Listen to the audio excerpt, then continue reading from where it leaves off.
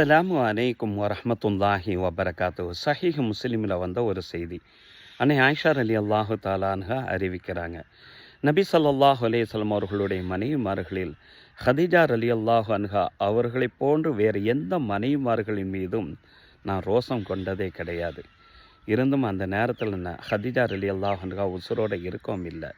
ரோசத்துக்குண்டான காரணம், நபி ஸல்லல்லாஹு அலைஹி வஸல்லம் அவர்கள் எப்பொழுது பார்த்தாலும் எங்கள்கிட்ட பேசினாலும் அன்னை ஹதீஜா அவர்களை பற்றி பேசாத நாளே கிடையாது. அதுதான் ரோசத்துக்குண்டான காரணம் கூட. ஒரு நாள் எங்கள் வீட்டில் ஆடு அறுத்தங்க.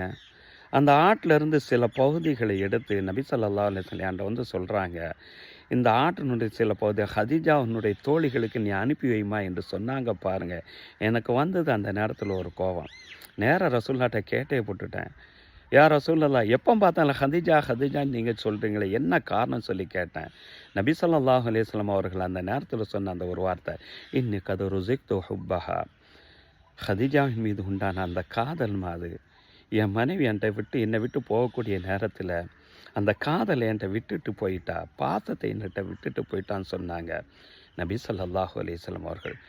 இந்த உலகத்தை விட்டு தான் மனைவி மறைந்தாலும் கொண்ட அந்த நினைவுகள் அந்த கணவன் அந்த அளவுக்கு வாட்டி வதைத்தது. பாசங்கிறது இதுதான். இதனால் தான் நபி ஸல்லல்லாஹு அலைஹி வஸல்லம் மார்க்கம் உடையவளை தேர்ந்தெடுத்து நீ வாழ்க்கையில் வெற்றி பெறு என்றார்கள் நபி ஸல்லல்லாஹு அலைஹி வஸல்லம்.